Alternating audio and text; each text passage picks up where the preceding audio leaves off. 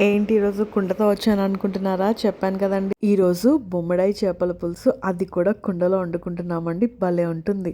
ముందుగా కుండ పెట్టుకుని ఆయిల్ వేసుకుని, ఆయిల్ బాగా వేడయ్యాక దాంట్లో ఉల్లిపాయ ఇంకా పచ్చిమిరపకాయ పేస్ట్ వేసుకుని బాగా మిక్స్ చేసుకున్నాక దాంట్లోనే పచ్చిమిరపకాయలు కరివేపాకు వేసుకున్నాక దాంట్లో అల్లం వెల్లుల్లి ముద్ద వేసుకుని బాగా మిక్స్ చేసుకుందామండి. కుండలో ఉన్నప్పుడు చాలా జాగ్రత్త అండి, చాలా త్వరగా వేగిపోతున్నాయి అన్నమాట. సో అందుకని అది కలుపుతూ ఉండండి. ఇది బాగా వేగిపోయాక దీంట్లోనే కారం, ఉప్పు వేసుకుని బాగా కలుపుకుందాం. సో ఇది ఇప్పుడు బాగా కలుపుకున్నాక దీంట్లో చింతపండు రసం వేసుకుందామండి.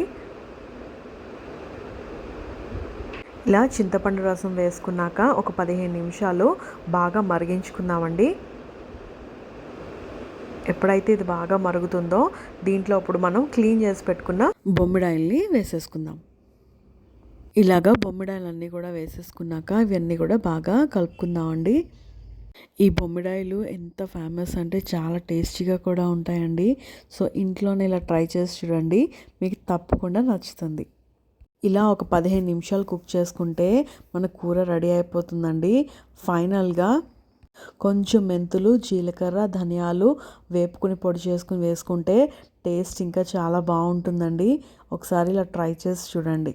ఫైనల్గా మనం కొత్తిమీర వేసేసుకుంటే మన బొమ్మిడాయి చేపల పులుసు కుండలో రెడీ అయిపోతుందండి. ఇది చాలా ఈజీగా చెప్పేసాను కదా, మీరు తప్పకుండా ట్రై చేయండి. చేపల కూర అంటే చాలా కష్టం అనుకుంటారు చాలామంది, కానీ ఇలాగ నేను చెప్పినట్టు చేసుకుంటే చిటికలో అన్ని వంటలు చేసేసుకోవచ్చు అనమాట. ఇప్పుడు దీన్ని వేడివేడి అన్నంలో వేసుకొని తింటే చాలా బాగుంటుందండి. ఇంకా ఎప్పుడన్నా చేపల కూర మార్నింగ్ వండి ఈవినింగ్ తింటే దాని టేస్ట్ ఇంకా చాలా బాగుంటుందన్నమాట. ముక్కకి బాగా ఉప్పు కారం పట్టి ఇంకా టేస్టీగా ఉంటుంది. సో మరి ఇంకెందుకు ఆలస్యం, ఇంత ఎమ్మీ రెసిపీ ఈజీగా చెప్పేశాను కదా.